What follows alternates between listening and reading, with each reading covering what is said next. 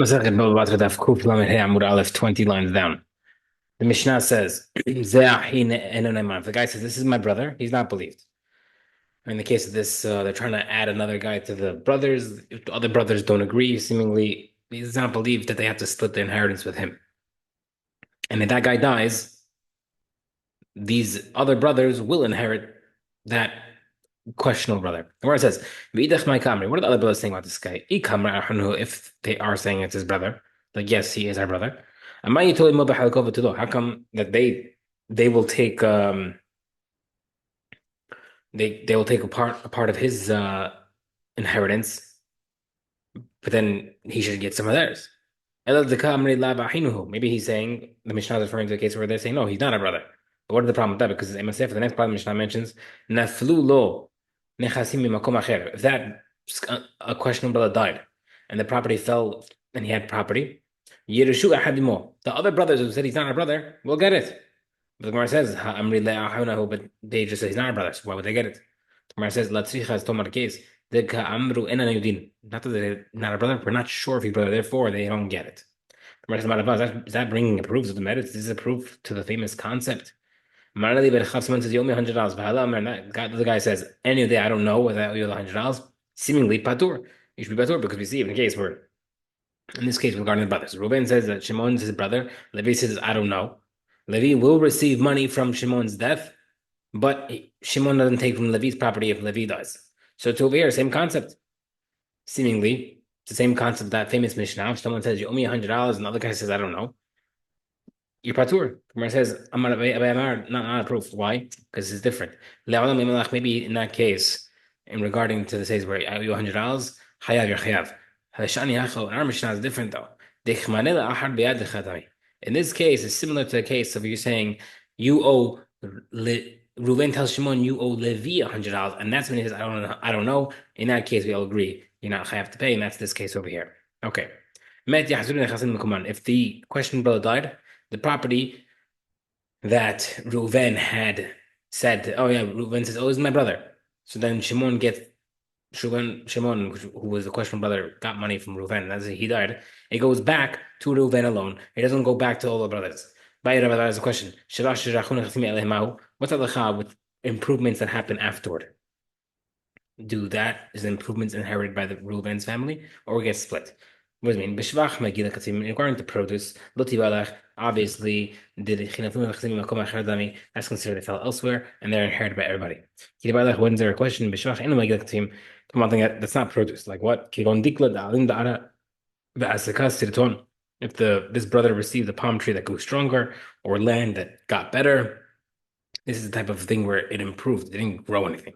What's halacha? Is that considered additional and therefore they split it, or not additional and they don't split it? Teku. New Mishnah. Mishnah, someone died. The nemtzet deyatiki kishra yerachal, and a will was found on his thigh. Right? So they special halacha that if the guy writes a will on his deathbed, that will transfer over the property. It's not good. However, while he was alive, he transferred the will to someone else and therefore made a kinyan on it. Whether or not the receiver is part of the heirs or not, it works. What's considered diatiki, kosher katuba, anything that's written on it, this award shall be good and enduring when he dies. What's considered a gift? Kosher katuba, anything that's written from now and after death. So what's the difference? What do you mean? A gift can only work after death, but not from today? The Gemara says, it says as follows. What type of gift can be given by a healthy guy that be similar to a dying guy? That won't be acquired till after the guy dies, like a dying guy's gift. Anything that's written from today and afterward. Okay. A person who's dying. Someone says, a dying person says, write a document and give the money to so and so, umet, and he died. And you don't follow through with it. Maybe because he said write a document, maybe he wanted the kinyan to happen with the document. You can't give a document after death because the guy's not there anymore.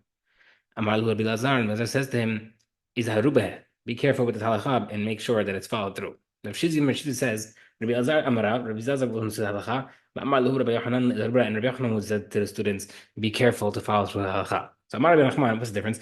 But it's like, Kivatet Rav Shizvi Mistar. It makes sense to Rav Shizvi's version that Rabbi Elazar said the halacha and Rabbi Yochanan agreed with it. Because it makes sense to say Rabbi Elazar said it. Rabbi Yochanan, that's Rabbi Yochanan had to give his haskama, give his agreement, because Rabbi Elazar was a student. Why would Rabbi Elazar need to say, "Oh yeah, that's the halacha"? It's his rabbi. You don't get your rabbi doesn't need your haskama. The Gemara says, "Oh, Tashma Rabbi Elazar Amra." Additionally, come see a proof that Rabbi Elazar was one of the halacha. You should know that Rabbi Elazar says, send the following message in your name. If a dying person says, write a document, give it to so and so, and he dies, right? Rabbi Yochanan said, he said the same halacha. If the guy decided to give a document, you don't give it after death. And Rabbi Yochanan said, investigate. What do you mean investigate? He said two halachot. Dimi said, we're getting a little sidetracked. Dimi said, one will on deathbed can negate the second one. So let's say the guy writes a will, he's dying, I want to give my property to Reuven, and then he writes another one, I want my property to give to Shimon, you go after the second one. The second halacha is that a guy who's dying, right, says, write a document, give it the $100 to so-and-so, and he dies, we have to first check how his instructions were.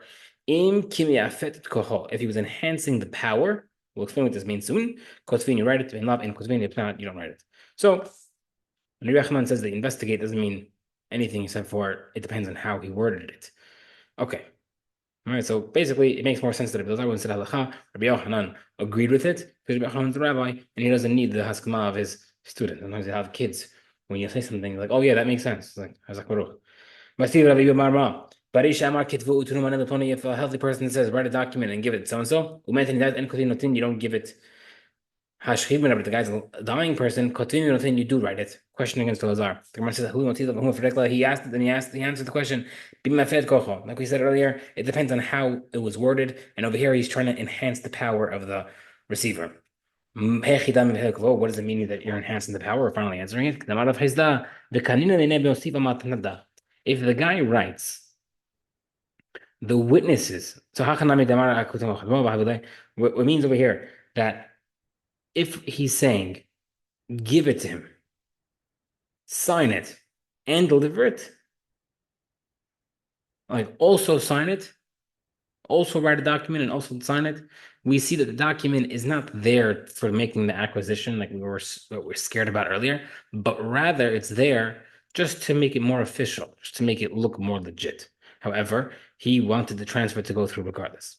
Itmar, Rav Huda Amar Rav Shmuel, halacha kotvim v'notrin, halacha is that you do write it and you do deliver it after death. V'chein Amar Rav Nachman, halacha kotvim v'notrin, you do write it and do give after death. Okay.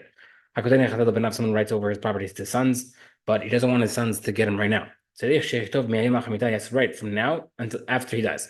You would be allowed to do that. Rabbi Elazar says, if it's right from today, we understand that you're not giving it away today.